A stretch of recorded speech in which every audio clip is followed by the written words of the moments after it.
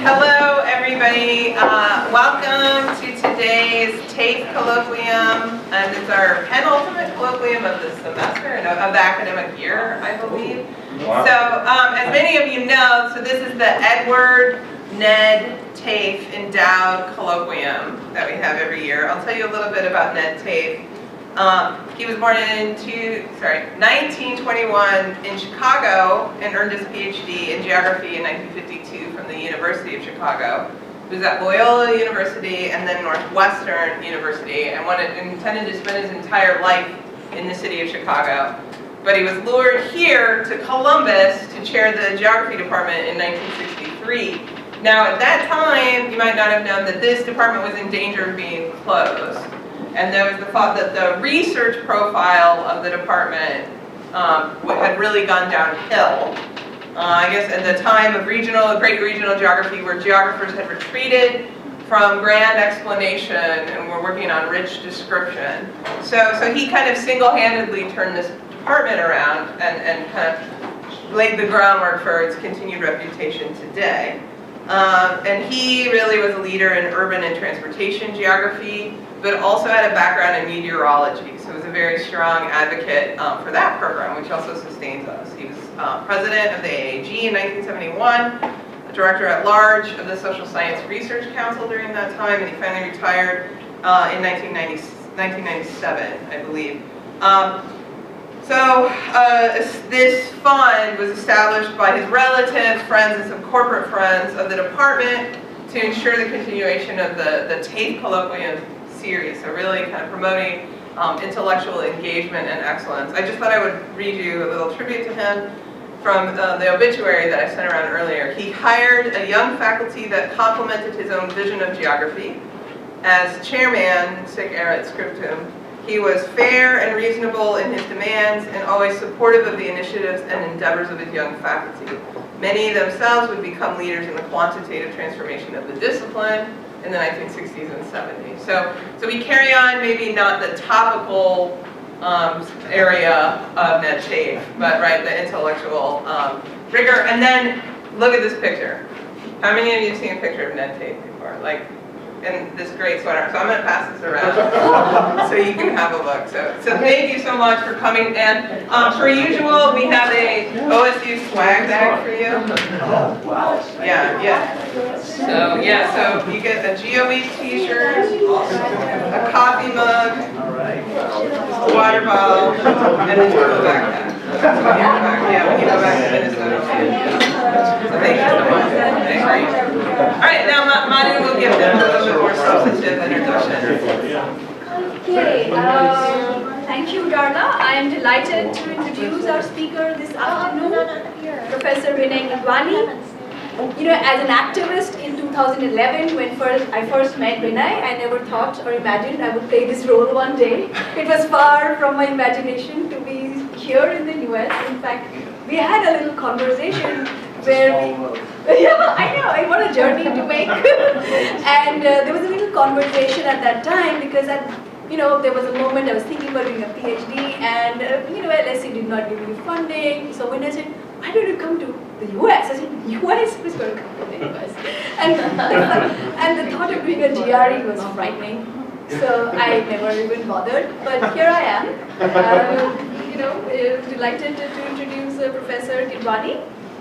And so Professor Gidwani teaches in the Department of Geography and Institute of Global Studies in University of Minnesota, Twin Cities. His intellectual journey crisscrosses the uneven ideoscapes of Marxist geography, neoclassical economics, agrarian studies, and environmental science, offering him, as he says, a source of creative tension. Although his work is located, or he focuses on issues of working lives, and political economy, and agroecological studies in Indian context, but his scholarship is not territorially bound. It is defined by his research problematics, drawing insights from Africanist, Latin American, and Southeast Asian scholarship. Professor Gidwani got his PhD from UC Berkeley, then he went and did a postdoc in University of British Columbia, and he joined University of Minnesota in 2000. And he also held a position for a year in the Graduate Center, City University of New York. And as an academic worker, if I may, he has produced numerous articles in journals and published a book called Capital Interrupted, Agrarian Development and Politics of Work in India, which was published in 2008 by University of Minnesota Press. And he's also part of Antipode Editorial Collective and co-editor of Antipode book series. And in 2015, he, along with Professor Priti Ramamurthy of University of Washington, Seattle, they were awarded a collective research fellowship by the American Council of Learned Societies. And their project, which was titled The Country and the City for a Poetics of Informal Economies in Contemporary India, explored the entanglement of the country and the city through the life worlds of poor urban migrants, bringing insights, humanistic insights to current political economy scholarship through ethnographic methods, including oral histories. And based on this, on this project, they wrote a paper which I really love, which got published in Journal of Peasant Studies, called The Agrarian Questions of Labor in Urban India, Middle Migrants, Translocal Householding and Intersectional Politics of Social Reproduction, where they draw upon the life stories, the life histories of these working women from rural origin. And I believe Vinay's talk today will sort of draw from the work that he and Priti had done. And lastly, the graduate students will meet on 2nd of March, Monday, at room 1186 at 12 noon to reflect on Vinay's talk. So do pay attention, and you will be fed pizzas for your labor. So you better do that. With that, I welcome Vinay. Now the pressure is really on.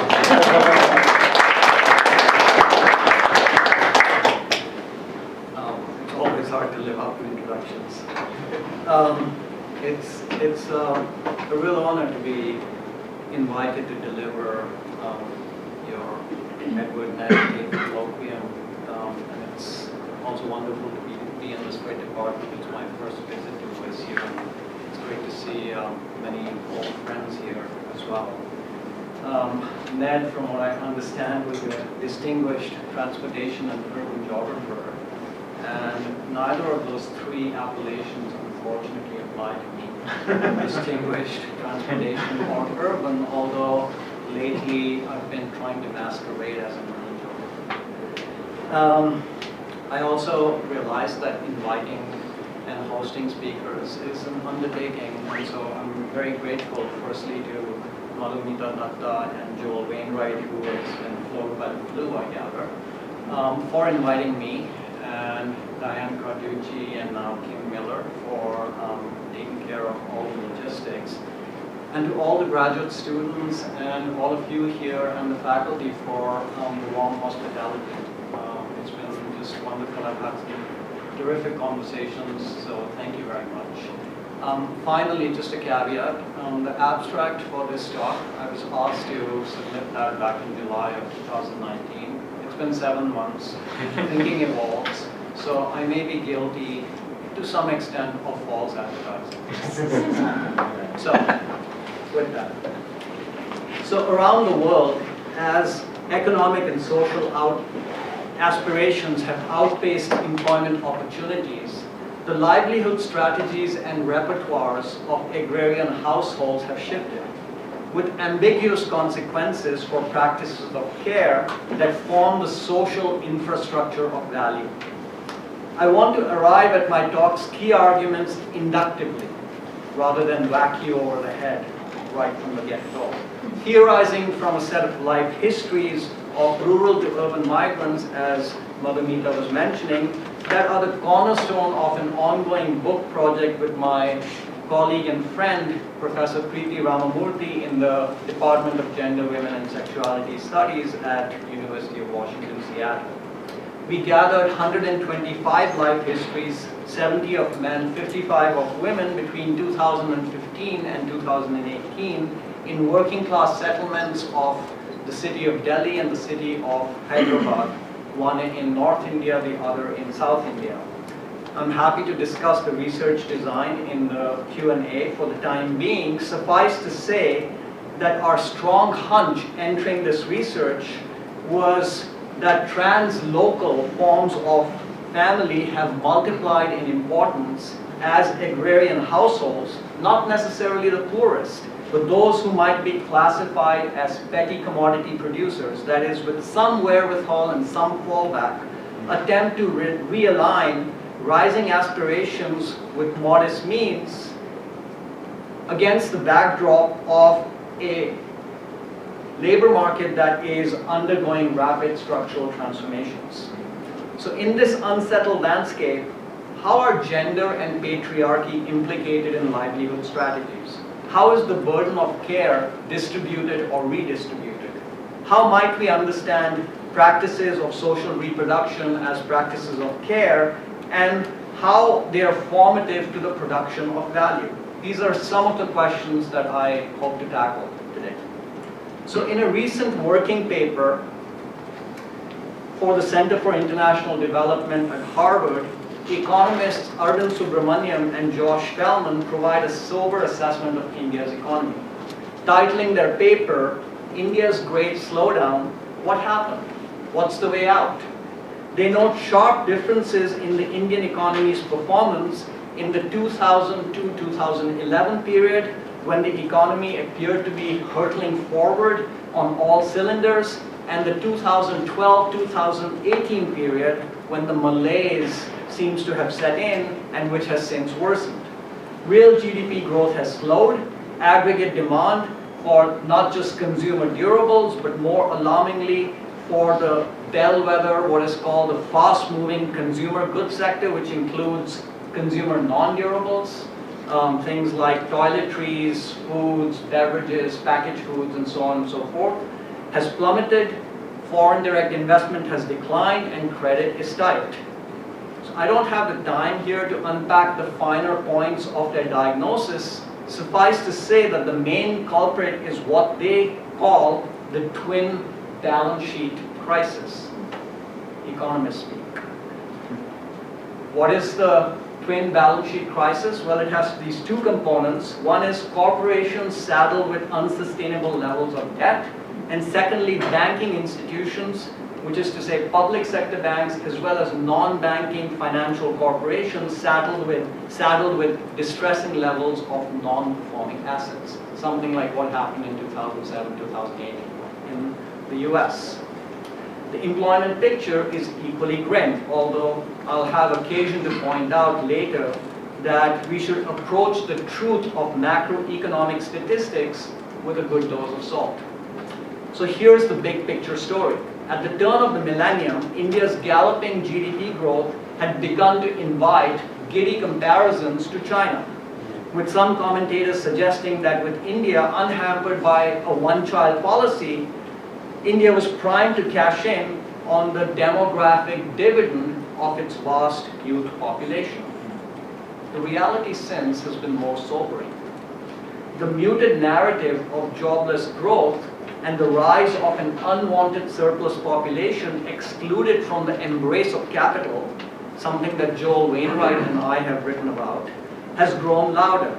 So much so that the World Bank's 2018 South Asia Economic Focus Report had the ominous title, Jobless Growth? There is little doubt that over the past decade or more, India has underperformed in terms of both absolute job creation and perhaps more importantly, quality of job creation. Agricultural growth has stagnated, and even though 50% of India's population remains rural, agriculture now only contributes 13% of GDP, an indication of low productivity and an exhausted capacity for labor absorption. Indeed, what seems to prevail in much of agrarian India is a situation akin to what the anthropologist Clifford Geertz, in the context of Indonesia a long time ago, called agricultural involution. What about the manufacturing sector, you may ask? Well, unlike China, the manufacturing sector in India has taken the capital-intensive route and exhibits extremely low elasticities of labor absorption. and in fact in the last few years has been shedding jobs. Moreover, a very large chunk of Indian manufacturing occurs in small or micro enterprises that employ between 3 to 6 people under conditions that are euphemistically termed informal. I'll return to this issue of informal employment later in my talk. That then leaves the expanding service sector, the proverbial bastion of hope for policymakers. Well, unfortunately, the news from that promised land is also unhappy. The jobs being created are low-end, poor-quality jobs with little employment security or prospect of upward mobility.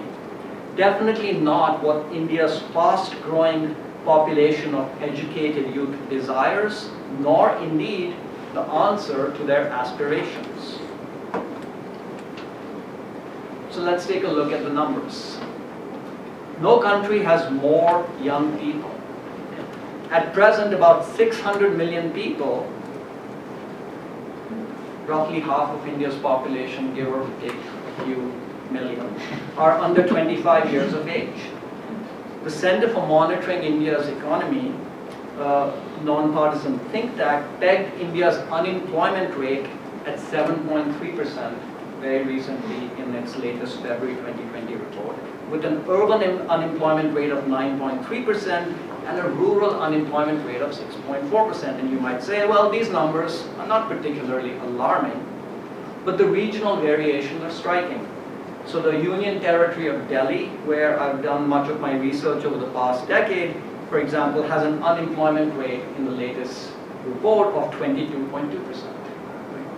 So some commentators assert that the problem actually runs deeper, because the unemployment rate does not account for disheartened or discouraged workers, those in the working age population who've simply given up looking for work. Right? This is something we hear about even in the US context. So according to leaked data from the latest job survey of the Government of India's National Sample Survey Office, right? Leaked data because the Government of India suppressed the report for a very long time, for good reason. India's labor force participation rate, what is called LFPR in the lingo, stood at 49.8% in 2017-18, falling sharply from approximately 56% in 2011-12. Okay. So as many of you in the audience will know, the labor force participation rate is that section of the working age population, generally between the age band 16 to 64, that is currently employed or seeking employment, right? In India, students, housewives, and persons who fall outside this age band are therefore excluded from this calculation of the LFPR. Now, an LFPR of 49.8%, approximately 50%, implies that only half the working age population was employed or looking for work, right, in 2017-18. So the question that emerges is, does this necessarily imply that the population of discouraged workers has risen?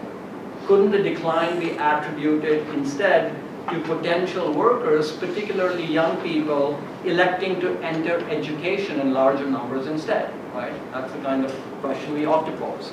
Well, that's possible. But the numbers for the youth demographic, and the youth demographic, according to demographers, are those in the age band 15 to 29 years. Right? It paints a grayer picture.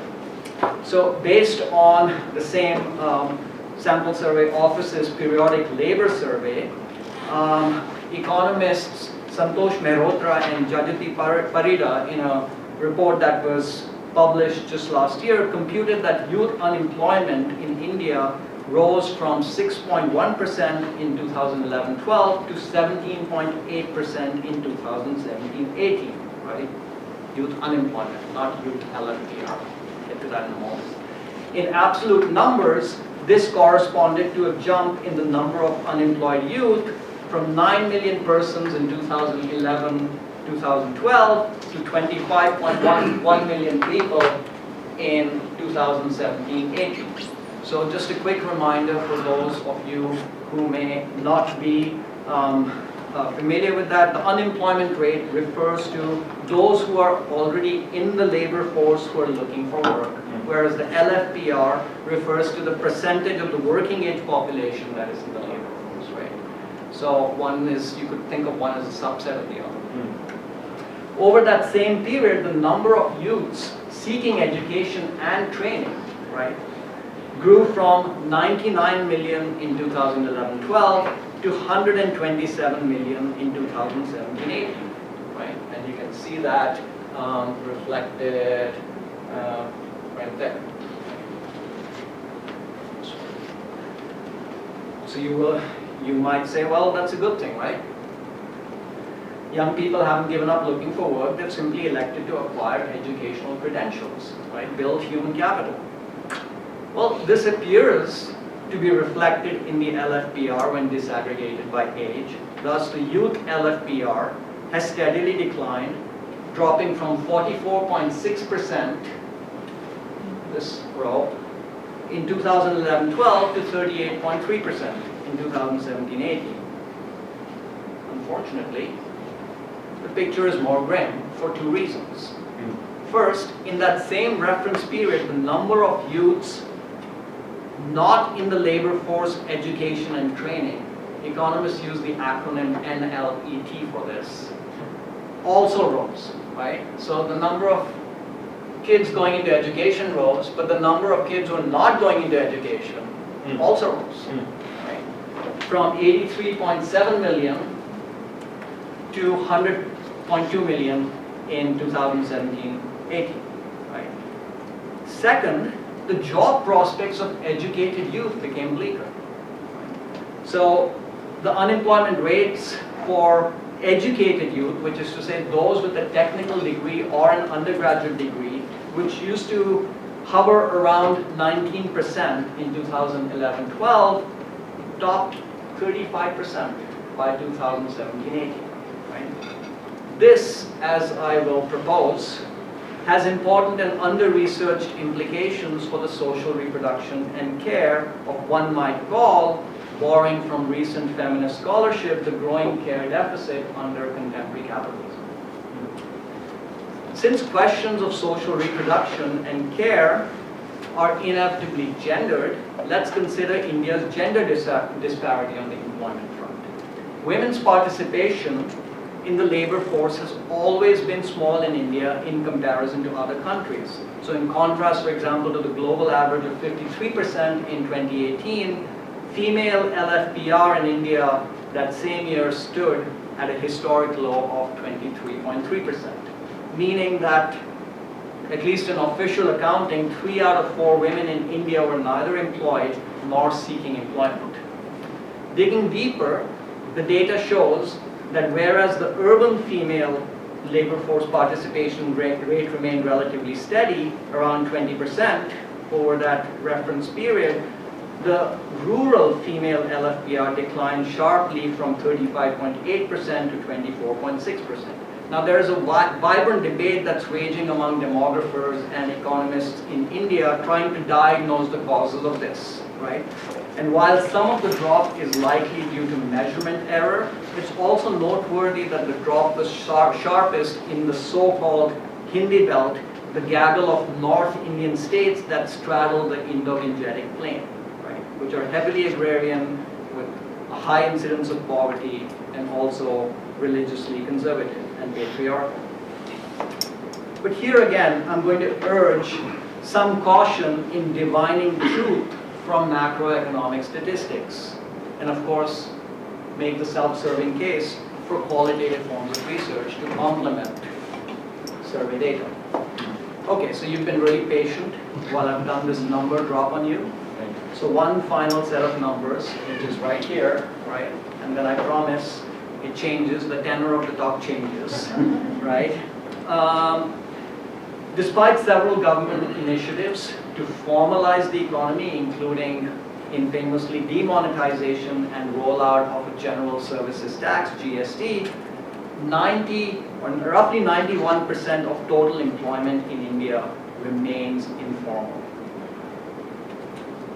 A recent report from the Center for Monitoring the Indian Economy says that the population of wage earners in both the formal and informal sectors is shrinking whereas the population of the self-employed, which is to say, it's sometimes sort of gathered under the slippery category entrepreneurs, right, which makes it sound great, is the only segment of the workforce that is expanding. Right? So, according to that same report, the count of self-employed shot up by 23 million from 33 million in 2016 to 56 million in 2019, right? A 14% increase. The story that's told by a completely different current of scholarship, which is more rooted in Marxist political economy, is that, and which these macroeconomic statistics appear to corroborate, is that for India's agrarian majority, the modal condition of existence is increasingly one of semi-proletarianization. Right? This is a term that's used. With such households neither able to survive exclusively on land-based activities such as agriculture, animal husbandry, horticulture, and so on, nor willing or able to be fully dependent on wage work. In fact, combinations of farm work and non-farm wage labor, disguised wage labor, indentured work, self-employment, and various forms of petty commodity production are now all routine elements in the livelihood repertoires of impoverished rural households. Henry Bernstein, for example, has coined the term classes of labor to capture this intensification in the fragmentation of labor. Labor no longer inhabits a distinct class position.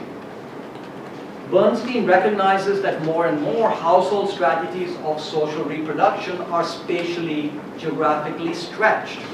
That is, households are becoming increasingly translocal in character. But he doesn't have much to say about its implications for relations with gender, patriarchy, care, or indeed the production of value. So as you will soon grasp in the talk, I'm playing with the polyvalence of the term value. So, all right, now the tenor changes. I'm going to begin with a set of life histories that I know Madhumita is very familiar with. It's from that article that Preeti Ramamurthy and I published in Journal of Peasant Studies, and then another which is a different life history. Boundary, as the locals call it, is a sprawling, walled, special export processing zone to the southeast of Delhi, which is dominated by garment manufacturers, large and small. It's the magnet for urban migrants who flock here in the thousands, wage hunters seeking amnesty from the specter of a wageless life. When we first met them in 2016, Vidisha, who was then 26 years of age, and Ujjwala, 22 years of age, sisters, were working in a garment factory inside this special economic zone. The garment industry's fortunes have waxed and waned in recent years in response to shifting global fashions and consumer demand, as well as price competition, intense price competition from rival firms in Bangladesh and Vietnam. Both the two sisters, who come from a Jatav Dalit, which is to say previously untouchable family with no land holdings in the state of Uttar Pradesh, east of Delhi, had somehow managed to stay employed. Unlike other parts of Asia, where it is commonplace for young women to migrate to cities for work, regional structures of patriarchy in North India strongly discourage migration by unmarried girls. It took Vidisha and Ujjwala several weeks to convince their parents, who finally relented when the sisters pressed home the argument that their earnings in Delhi would pay for their family's growing needs, as well as allow them to take care of their siblings. That is, underwrite the household's social reproduction. The parents agreed to send them for a few days. That was 8 years ago. And I'll preemptively say that there are striking parallels here between Vidisha and Ujjwala's stories and the story of Kalpana in Madhumita's marvelous article, Becoming Factory Workers, which appeared in. So we met the two sisters in their tiny rented room in an urbanizing village near the export processing zone that is popular with workers. The village is dominated by landowners from the Gujjar caste who have capitalized on soaring land values to accumulate large surpluses. So there is a thriving rental economy. The more entrepreneurial among them have channeled these surpluses into the construction of row after row of makeshift apartment blocks like that one that warehouse garment workers. The rental terms require residents to purchase everyday supplies from the contractor who runs the grocery store in the complex and also doubles up as the rent collector and overseer for the landlord. Vidisha and Ujjwala's room has peeling plaster, no sewage system, and a single light bulb. There is a tiny latrine, toilet, just a hole in the ground, cordoned off with a curtain which leads to an open drain. The room is in a building with locked gates and 4 surveillance cameras with more than 100 rooms rented out to workers like themselves. The corridors were so dark that in the middle of a bright sunny day, it was hard to see much of anything. My colleague and I stumbled over bikes, street carts, pipes, live electric wires, and strung up laundry. Both sisters worked 10 to 12-hour shifts. They described the mechanical and repeated nature of their work. A technical division of labor where the production of a branded t-shirt for Adidas, Reebok, or Polo is disaggregated into various tasks with 13 to 17 people working on discrete pieces of the t-shirt until its final assembly. In their translocal household, gender roles had been reversed. Instead of their father and brother, here were 2 unmarried daughters engaging in wage labor to provision their family in the village as its primary wage earners. 4 or 5 years ago, Vidisha and Ujjwala resigned from a garment sweatshop on the eve of its closure, tipped off by a friend that they would be compensated 3 months of salary for doing so.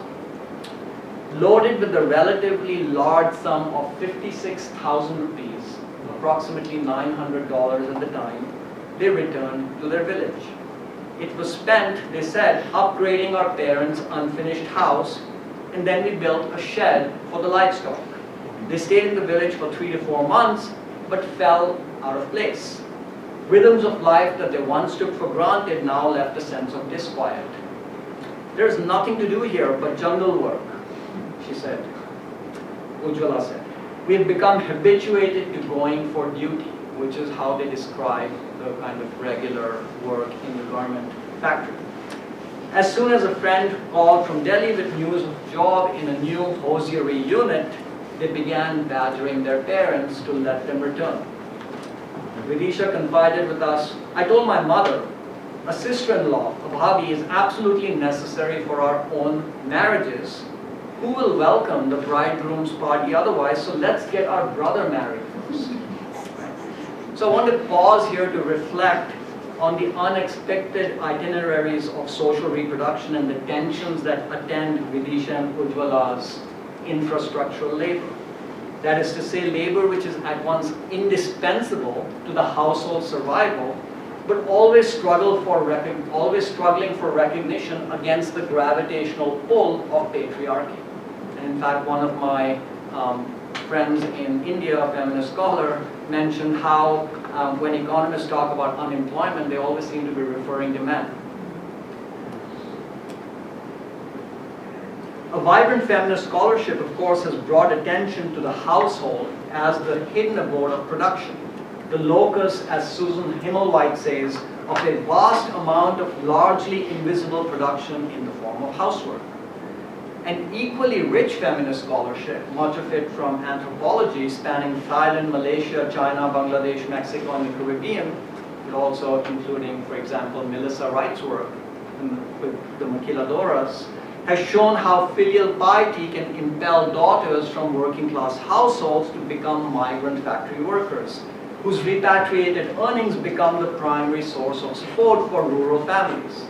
This same scholarship has revealed how the actual negotiations tussles that underlie migration by daughters can be quite complex, a compromise between patriarchal interpolation and aspirational misinterpolation. Why were Vidisha and Ujjwala able to persuade their parents to let them return to Delhi? Well, one big reason is because their father, although an expert mason, is a drunkard with unreliable earnings. Their mother earns sporadically from working as a farm laborer and selling small quantities of milk to the local dairy. She's sick with worry because she has 6 unmarried daughters, including Vidisha and Ujjwala, and an unmarried son, right? This was at the time. We'll call the son Vikas, which means development. Vikas, it's a pseudonym. Vikas, yes, an ironic one. Vikas has a high school diploma, but not a steady job. Why? Not because he can't find one, for example, in construction or as a farmhand, but because he thinks those sorts of jobs are beneath him. He imagines setting up his own business, although he has only vague ideas about what or how. Vikas's unemployment should make us question what exactly macroeconomic statistics such as LFPR capture. Craig Jeffrey, Stephen Young, and other geographers have written about young men in North India, some with high school diplomas, others with college degrees, who while away months, even years, in a fugue state. The young men call it time puffs, waiting for the right opportunity that will translate their social and economic expectations into material reality. Right? They're not in the labor force, yet not quite members of what Marx might have called the lumpen proletariat. That is, unmoored not just from capital's clutches, but also from the bonds and norms of society. Right? So they're not lumpen elements in that sense. Many are sustained in their temporal state of in the meantime by financial assistance from families and friends or by peripatetic gigs, including political rabble-rousing. Right? Several, in fact, end up finding their aspirational niche in local politics, either as politicians or more often as paid apparatchiks in a party apparatus. Further research is needed to investigate how decline in the youth LFPR, particularly of men, might have a hand in the rise of an increasingly militant ethno-nationalism in North India. For as I speak, and many of you here are aware, settlements in North Delhi have been scarred by anti-Muslim riots, evidently instigated by Hindu youth. The commentator Pratap Bhanu Mehta, in a just published op-ed in the Indian Express writes, someday a sociologist or a geographer will have to decipher the phenomenon of hordes of young men now looking to feel alive, to get a sense of purpose by participating in mayhem. Even apart from the communal angle, the availability of this mass of young men on the streets betokens a society that increasingly has little sense of its own future. So for our purposes today, suffice to say that Vidisha and Ujjwala's story illustrates how working daughters are coming to bear an extended burden of care for natal families, including the ambitions of unemployed brothers who want to prepare for civil service exams, who want to study further, wait for the right entrepreneurial break, or, I'm being a bit cynical here, become paid political hooligans. But again, we must resist the impulse to simplify because contradictions abound. A short while after they returned to Delhi, Vidisha and Ujjwala's brother did get married, and the sisters paid for the wedding.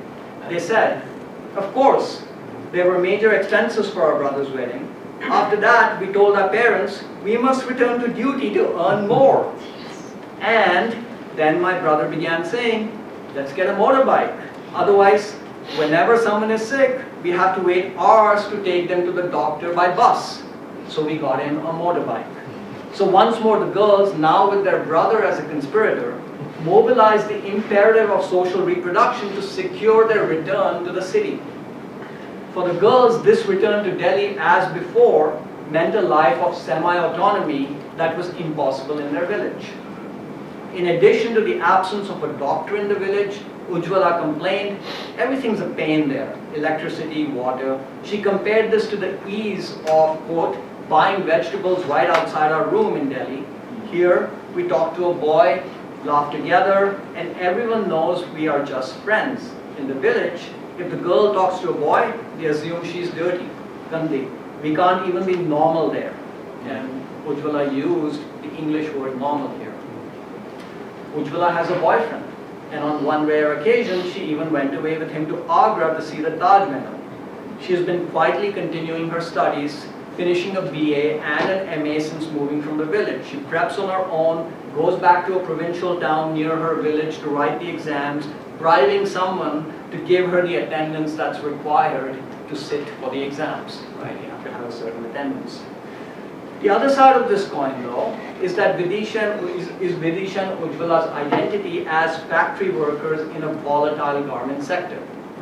Their daily shifts are punishing, and unemployment and employment security is virtually non-existent.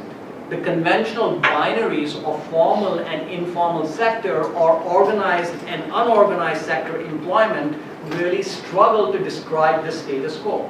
What do I mean? Well, although the garment factories themselves are legally registered as tax-paying entities, the workers themselves have no formal status.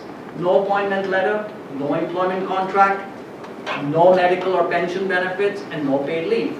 As Nandini Gupta notes, the term precariousness refers to much more than job insecurity or informality of contractual arrangements. It implies, quote, a lack of a secure niche in the labor market and the absence of steady occupational and employment opportunities relating to a particular set of skills, thus preventing upward social mobility and a stable career trajectory. So she asks us to look at precariousness in this more capacious sense. Furthermore, for young women like Vidisha and Ujjwala, sexual harassment is a constant peril. In the compound that harbors the garment factories as well as the peri-urban villages that house these predominantly male migrants, sexual harassment is quite frequent. So although Ujjwala, for instance, likes to wear jeans and t-shirt, she dresses modestly, she tells us, whenever she steps out in public. And she tells us that at work she neither flirts nor sucks up to male supervisors, even at the risk of losing a promotion. And yet, the ideological summons of filial responsibility are never far away. Vidisha and Ujjwala tell us that they get great satisfaction from being able to contribute to their family's well-being. Ujjwala says, we like it here in Delhi because we can do something for our parents, give them some joy. We want them to live well, to eat good food, not third-quality food. We want to educate our sisters to get good jobs, to do better than us. In short, daughters like Vidisha and Ujjwala not only subsidize capital through the human reproduction of labor power, they also provide the physical and affective labor of care and repair as the gap between aspirations and employment prospects continues to widen for family members. When we met the sisters for a second time, they were off to their village, and this was in 2018, for Vidisha's wedding the next day. This was the wedding for which they had saved and saved again after the expenses on their brother's wedding and the house modifications, and sent home money, one of their two salaries every month, only to discover recently that their brother and mother had spent most of it. Vidisha has seen her husband to be once, or had seen her husband to be once. She's married now. She's never been to his village, but he presented her a cell phone and they've been chatting. Her husband's family broke off the engagement when they found out Vidisha works in Delhi, a fact her family had concealed. A family acquaintance in Delhi intervened and told the prospective in-laws that Vidisha was a good girl, that is, of untainted virtue. The philosopher Nancy Holland's rumination on Heidegger's amorphous concept of the day, I have to smuggle this in, are unexpectedly germane here to understanding the diffuse operations of patriarchy. She writes, the day is not something we can escape or be let out of. Once we realize that the day is where a society's racism, sexism, homophobia, etc. generally lurk, we can better understand why legal, judicial remedies and individual good intentions are never enough to eradicate them. So after she gets married, Vidisha is reconciled to leading the life of a good new daughter-in-law in her conjugal village. Her husband is promised that after a year or two, she can return to Delhi again. And the younger sister Ujjwala then hopes to come back too, to live with her and resume her work in the garment factory. Okay, Usha's story. A very different kind of story. Usha is the eldest daughter. I hope you're not getting bored. Kind of, it's a bit of a monologue here.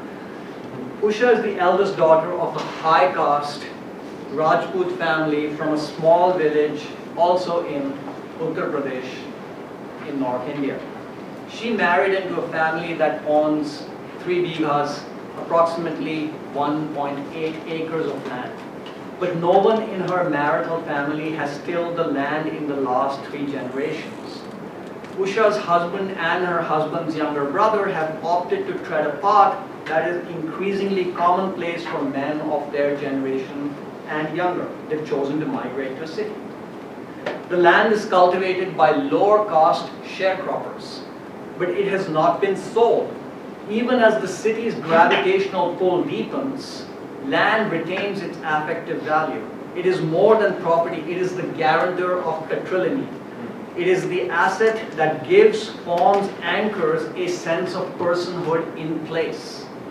It is also a sentiment and a promise, one that travels with the thousands of rural migrants who flock to India's cities every day, every month, every year.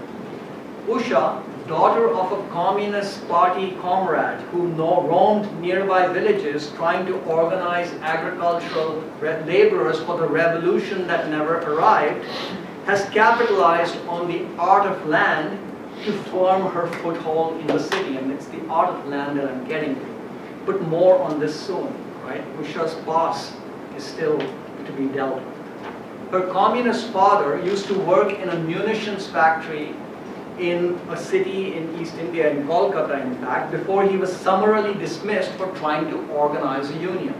He came to their village in Uttar Pradesh, severed from his factory wage and land poor, still flush with red zeal, and still a Rajput.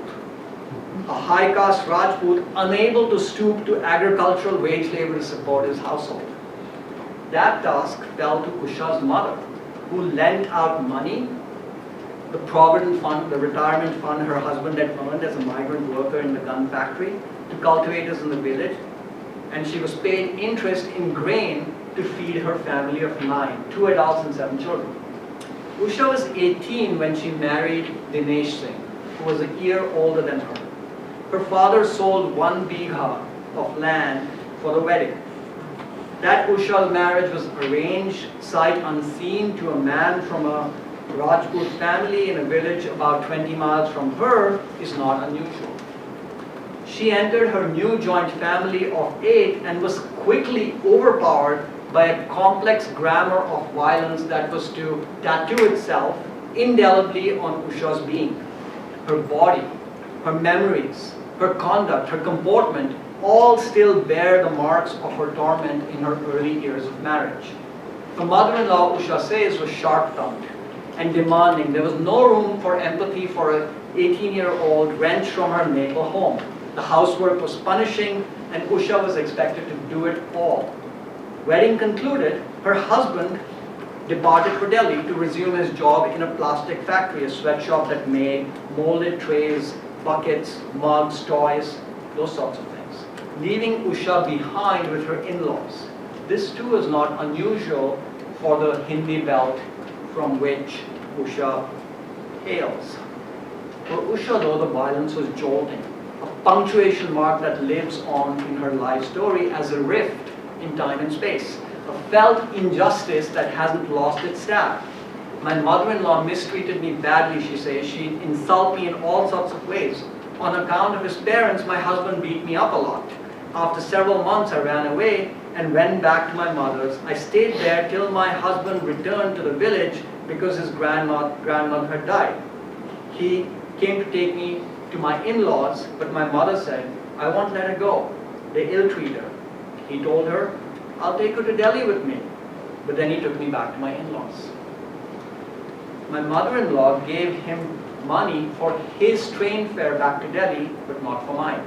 So Usha then went and borrowed 70 rupees for the train fare from her father. That's when my husband brought me to Delhi. When I went to his village to touch my mother-in-law's feet to say goodbye, she said, you're leaving, go, but don't come back. I went back only after both my sons were born. So while commonplace, so this is Usha, our village, roughly 900 kilometers to Delhi. That's what she went to travel.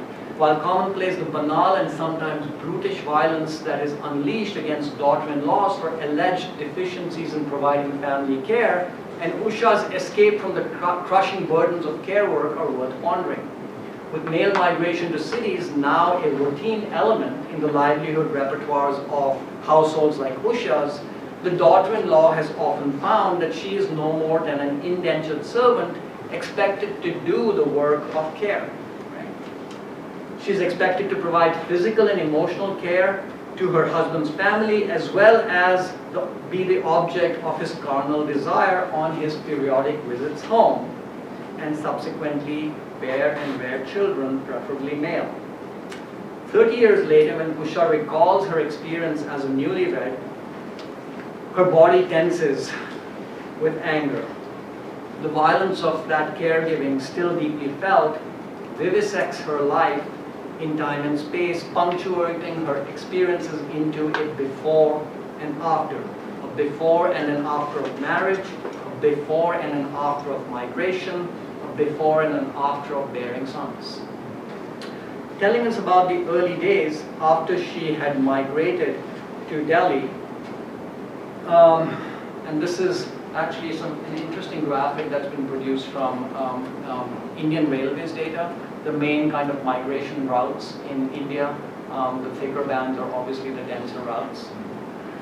Telling us about the early days after she had migrated to Delhi, one episode stands out in Usha's memory. She says, my brother-in-law, my husband's younger brother, who'd come from the village in search of work and was staying with her and her husband, would complain and complain about me not caring for him to his aunt, who also lived in Delhi. The aunt never upbraided me, but her neighbors used to listen to him and warn me, quote, watch out, your brother-in-law will electrocute you one of these days. Currently, we lived in a single rented room at the time. One day my husband's friend came over. His wife was away in her village, so my husband said, make him some meat. A cousin of his landed up too, so I fried all of them some fritters, pakoras, which everyone ate. My husband then went to see his cousin off. I was washing the meat when my brother-in-law came up from behind and said, shall I hit you for a sixer? I said, why would you do that? What have I done? At which point, he hit me so hard, I fell on the stove into the hot oil. By the time my husband came back, the pallu, the dangling end of my sari, had got stuck to my neck. I was in the hospital for 3 months. Even so, my husband made up a story about his parents being ill and demanded that he come back to the village. So I was alone in the hospital as I was recovering, and then 3 months later, she says, as the exclamation point, I got pregnant with my elder son. So 2 aspects of this episode are noteworthy. First, that care or its perceived lack is foundational to violence. And second, violence undergirded by the structure of patriarchy distributes bodies into particular social locations, with the imperative of care labor falling more heavily on the more vulnerable. As my erstwhile colleague at University of Minnesota, the feminist theorist Joan Tronto put it, some people have to take up their caring responsibilities while others are given passes out of such responsibilities. Right? Furthermore, women's care work is invariably expected to be other-facing, with little or no space for self-care, whereas men's care is often self-regarding, anchored in the surety that the care labor necessary for the family's social reproduction will be undertaken by women and girls. Usha is remembered in the slum where she stayed as an uncommonly helpful person. Her work of care and repair, physical and emotional, has been vital for many of her neighbors. Although she's illiterate, she confidently traverses the city. Her mental map of Delhi is of its hospitals and its prisons. She tells us, I'm not interested in sightseeing, but in times of need, I can go anywhere on my own. I've been to all the hospitals in Delhi.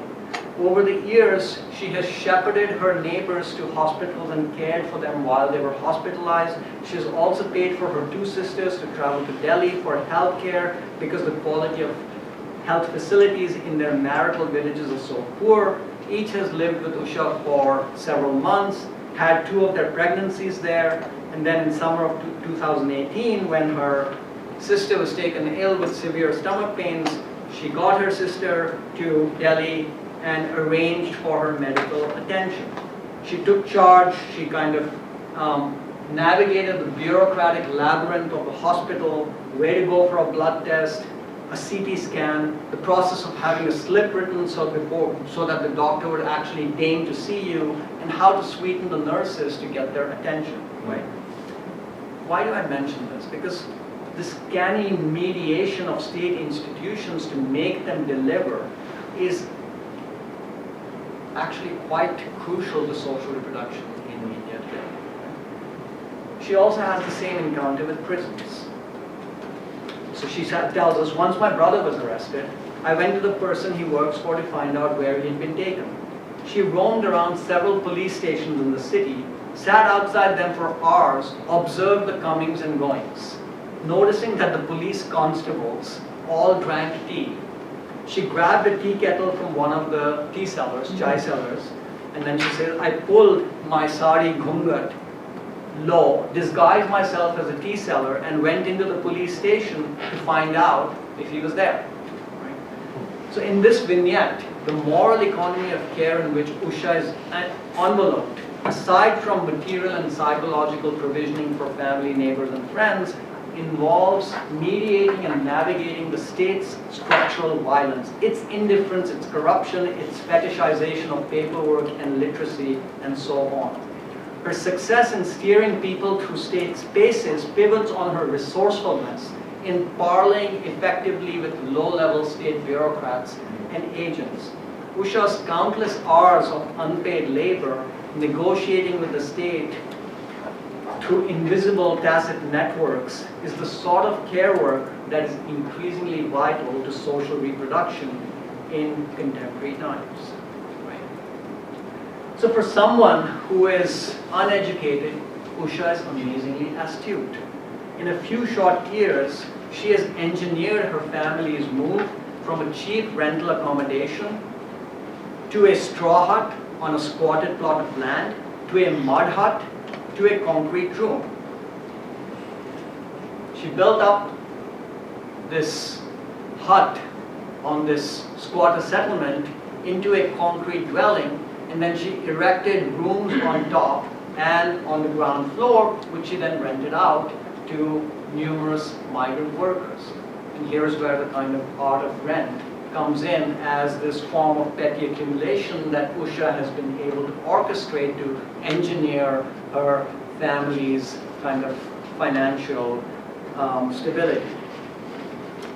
And that's not the end of the story. She, in 1995, resourcefully purchased 2 plots of land in a locality that was adjacent to one of Delhi's major landfills. It was an undesirable locality at the time. It has since become very desirable because there's now a subway, a metro station close by. And what she's done is she's actually been able to leverage this into, has been able to leverage the rent to build a 4-story concrete dwelling in this locality. It's an absolutely kind of astonishing story. But coming back to my earlier point about the affective sort of attachment of land, the assorted valences that are associated with land, it's a symbol of belonging, it's a site for a home where ragged bodies can recover from the daily grind of work, it's the Archimedean point from which one can hope and plot for a future action, it's an economic asset that can furnish a supplementary income stream by building up and out. All of these have figured in Usha's strategic appropriations of land in the city. Like Vidisha and Ujjwala, Usha's care labor, corporeal, affective, financial, has managed to flip normatively prescribed gender roles, solidifying her family's prospects and foothold in the city. But the route she's taken is different, right? She's orchestrated this path of petty accumulation, as I said, by mastering the art of rent, even as her father and her in-laws and her husband refuse to acknowledge her resourcefulness, and even as her infrastructural labor remains invisible in unemployment and labor force participation rate statistics. So here's where the false advertising bit of my talk comes in. I meant to include a third instance of infrastructural labor in this talk, the story of Nusrat Begum, who along with her husband and children makes a living sorting various streams of waste, including biomedical waste, in a South Delhi slum. Prattled on for a while. But briefly, I just wanted to say that like the other women whose life stories are narrated today, she too shoulders that double burden of social, reproductive, and paid work, right? Something that feminist scholars have written very insightfully about. The difference lies in her occupation, which is waste work, right? Biomedical waste, which is deeply stigmatized, perilous, and concealed from the public gaze. Yet, it is one that recuperates and returns to circuits of value, commodity detritus which, left untreated, would erode the failed certitudes of city life. And I've written a bit about this in a post for your department's geography blog. So it's the constitutive injustice of the city that Nusrat's austere life and those of so many others underwrites the very possibility of the city. I guess I'll ask you to read it there. More hits to our What? webpage. Yeah, right. Yeah, that's exactly what I was intending. What we've all been waiting for, the conclusion. Right? I'm getting there. Almost ending. The stories that are interwoven here contain all sorts of theoretical claims, but I've deliberately understated those claims because I really wanted the life histories to animate the talk.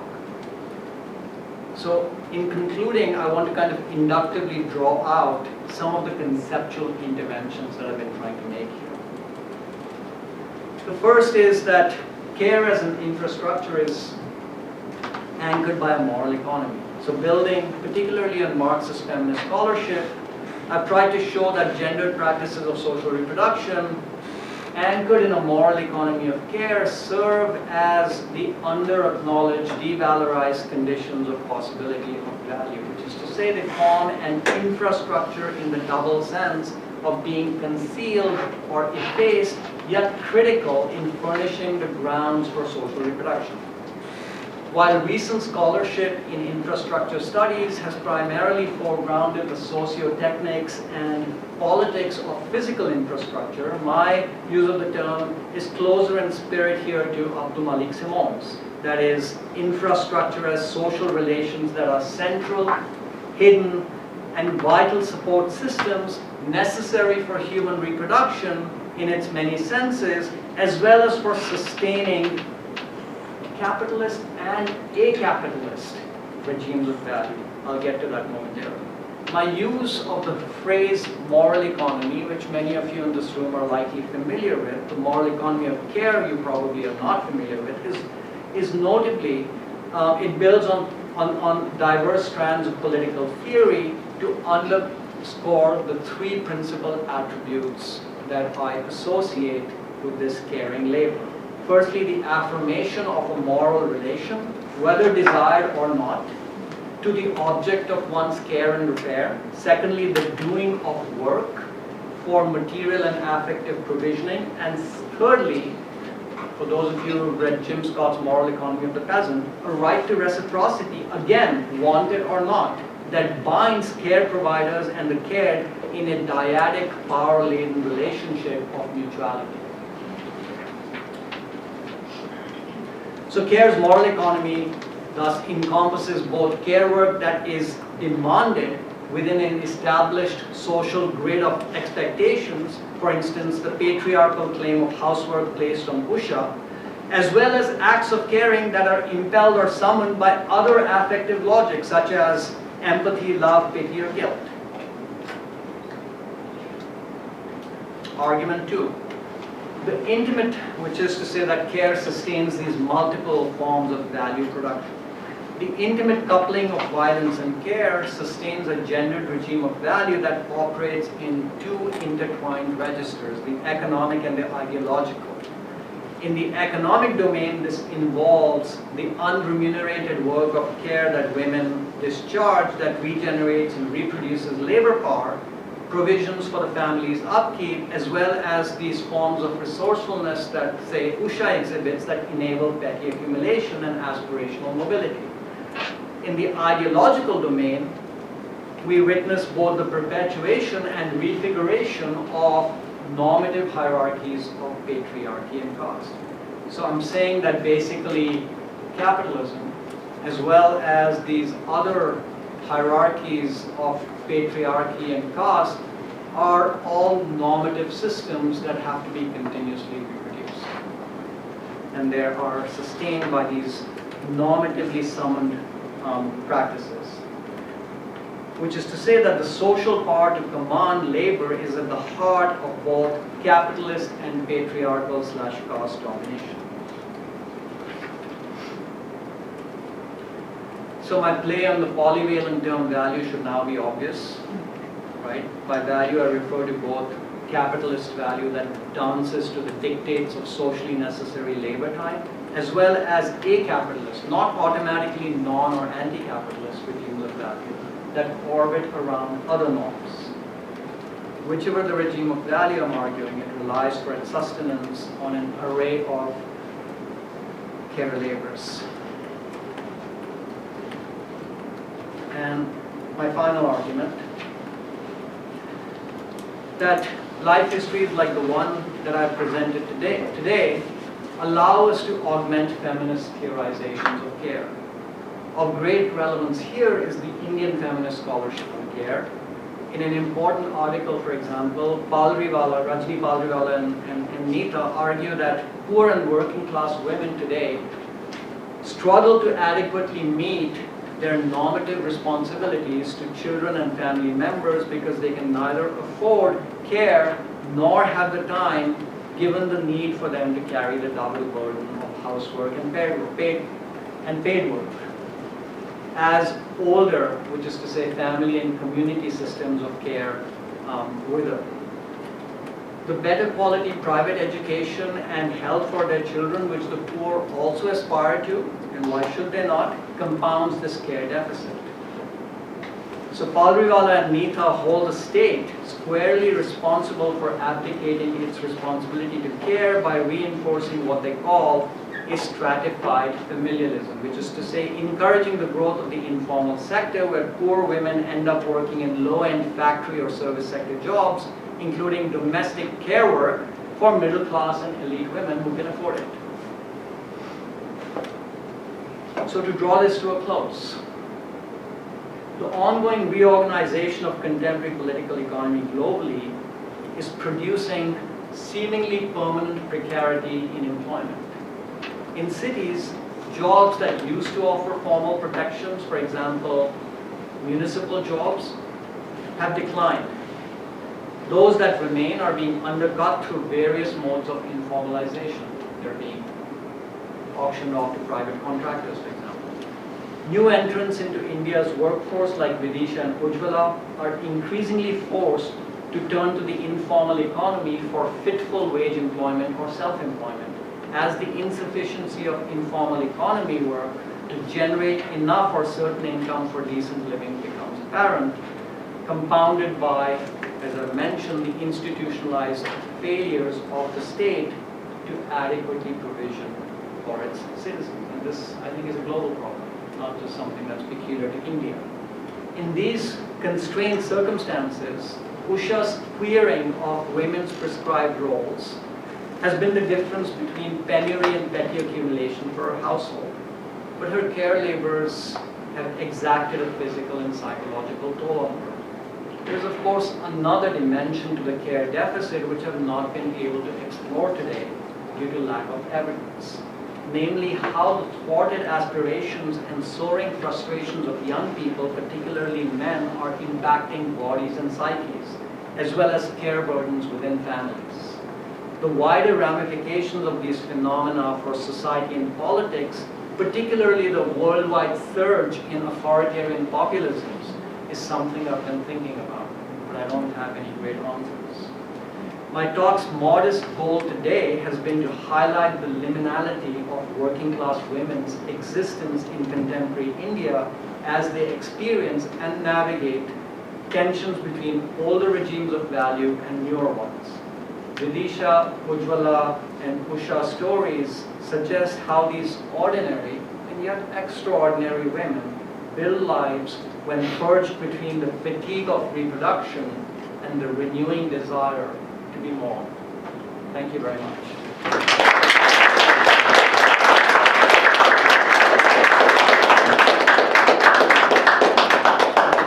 So we'd like to take questions from students. Thanks for your patience.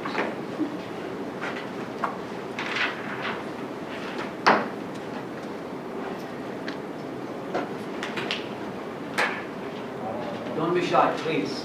I don't bite. Sometimes.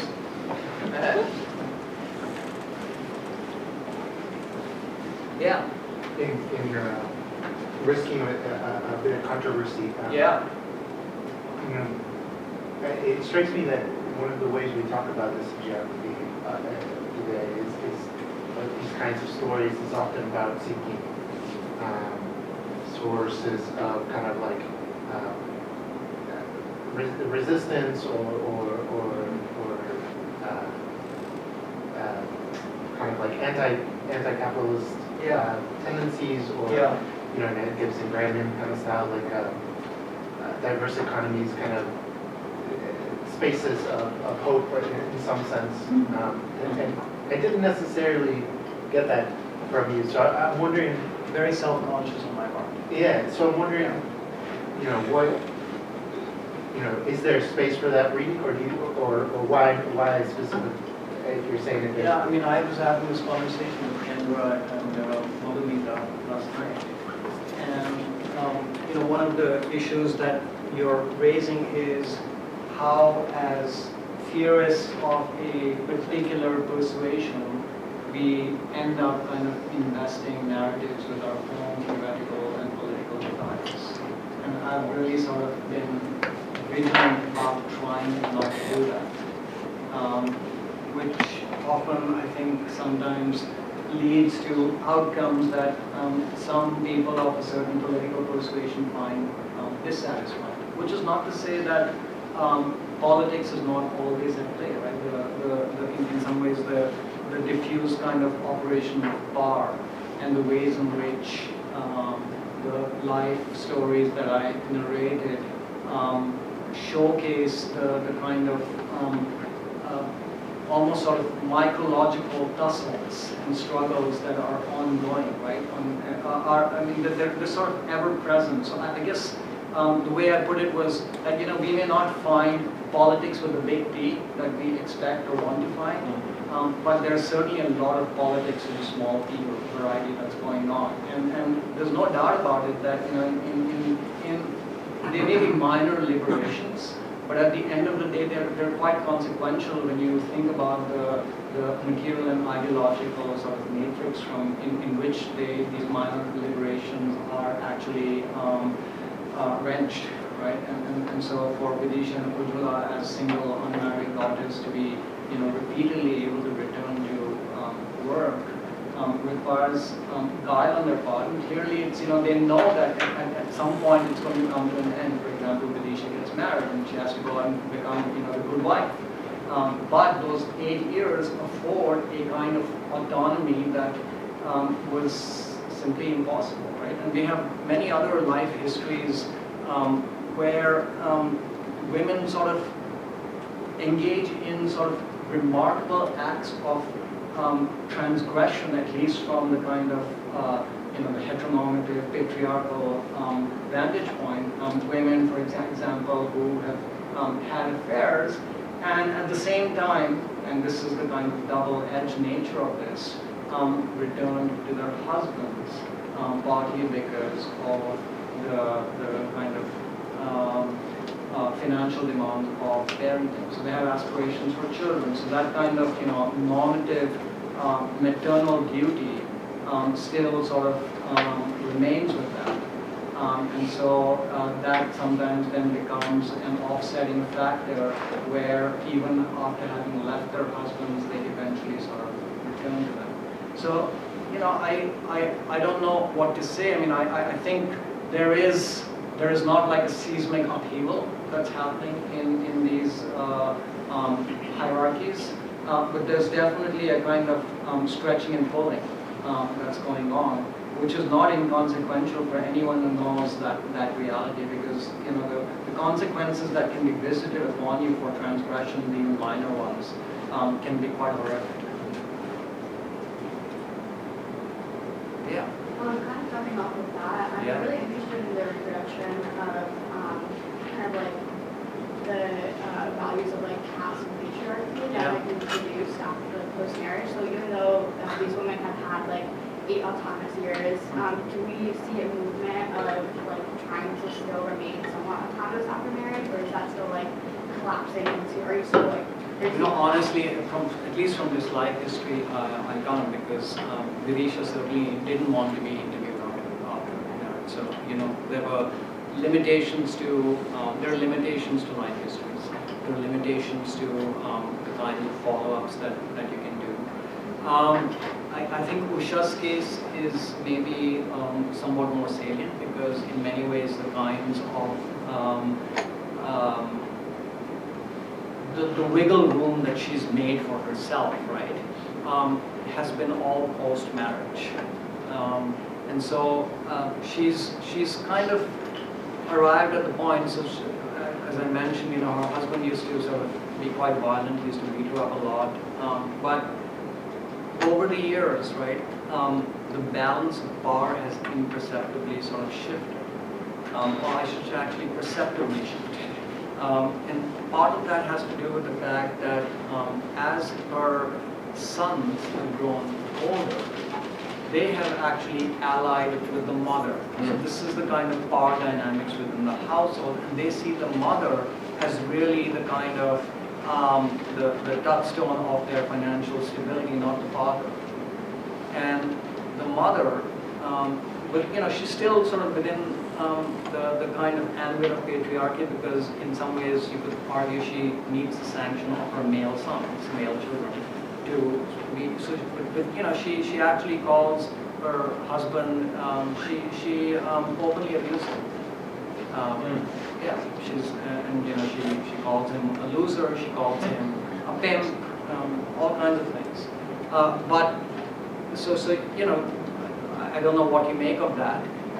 But this is not, I don't think, a novel observation. I mean, I think in many feminist scholars have noted, for example, that over the kind of course of a life cycle, there is a shift, right, in the balance of power of women in the household, who sort of somebody who starts out being the most vulnerable member of the household as the new daughter-in-law, at some point becomes the kind of venerable or feared mother-in-law, who actually then often participates in perpetuating patriarchy.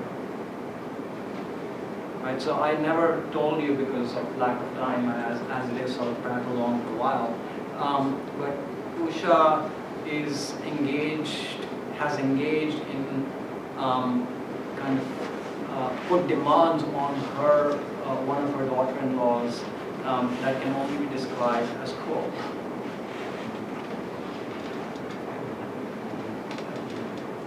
And caste too, I mean, that's another issue, that's a whole different issue. Yes and yes.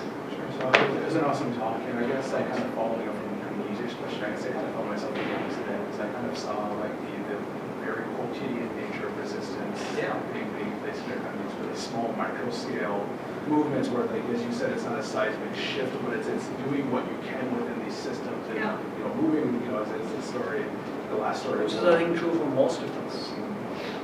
Especially the story of moving from, you know, this shared housing through these various stages of housing and then eventually building a 4-story concrete structure that's absolutely amazing. The question that I had is, you gave those statistics at the beginning about the amount of women in the Indian labor force, and you talk about that and you lay out this story about the ways that they participate in these economies of care and kind of this, kind of the very base. Even material economies, right? And I'm curious how you is that 21% figure that you gave me? 23% labor force participation. How do you expect that to change given both the economic situation that you describe as well as kind of this upswell in like Hindu male nationalism kind of anger? Do you think that Yeah, so I put that up, you know, partly because you know, it's a figure that's being debated, especially the decline. So to kind of follow through your question to its logical conclusion, how might things change? I'm really not sure. But you know, one of the kind of causal explanations for this decline in women's labor force participation rates, and by the way, it's a labor force participation rate which I didn't show, but you know, you can disaggregate it even further by age bands. So clearly, you know, if you disaggregate the sort of, let's say, 15 to 25 age band, that's when you would expect youth to be electing to go for education. But this decline actually sort of seems to register for all age bands. It's not just confined to that 15 to 24 age bands. If you look at the 15, you know, to 25 to 29, 29 to 34, blah, blah, blah. It's true that there's about a 6 to 7% decline in each of the age bands. Well, some of this could be measurement errors because, you know, as one article, one demographer sort of pointed out, a lot of the surveyors who go and administer these surveys have their biases, right? So they often don't recognize certain forms of employment as work by women. So one example that I read in a recent article by a demographer was saying that, you know, the surveyor went, encountered this woman at a shop in a village, and she was basically managing the shop. And the surveyor said, do you work here? And she said, no, I don't work here, I just help out my husband, right? And he said, well, where's your husband? He said, oh, well, you know, he's the kind of, he's been elected as the village head. So he's off sort of doing some of his work. He's usually here like 2 or 3 days a week. She's doing the bulk of the work. But on the survey, that wasn't registered as work. Right, so that's kind of one example of measurement error. But you know, other sort of explanations that have been offered are that women are being withdrawn from the workforce, particularly in say North India, where patriarchy has sort of, the grip of patriarchy is tightening as a consequence of internationalism, especially sort of. So I don't know. I mean, I think nobody really has a clear sense of whether that's happening. Another explanation I've heard is that, you know, at some kind of generic level, even though the incidence of poverty is high, generally sort of rates of poverty have been declining over the years, and so there's an income effect which is leading to the withdrawal of women from wage work. And so on and so forth. So, I was wondering, at the end, you mentioned that you didn't really have an evidence basis to talk about how the thwarted aspirations of young men affect bodies and psyches and care burdens. But then at the beginning, you mentioned that you had 125 life histories, many of which were men. And so I'm wondering if in those you see a starting point to understanding that. I do, in the sense that, there's certainly a lot of evidence of thwarted aspirations and frustration and anxiety and, very sort of peripatetic existence between the urban and the rural. In other words, a kind of lack of stability. So those definitely kind of come up in the life histories of especially the kind of younger men. What we have kind of, I guess, less confidence on is, and then that's partly because when we were doing this research in 2015, we were both, I guess, not thinking that carefully about its political implications, and secondly, I think we were a little bit sort of skittish, just given the nature of these encounters, to probe deeply into people's kind of political biases, whatever preferences. So it does come up like sporadically when people have volunteered that information, and we have some very interesting kind of life histories where, for instance, some youth, Dalit youth, have actually embraced Hindu nationalism because they see it as a kind of pathway to social mobility. And one of the things that I was mentioning on the conversation, I think, with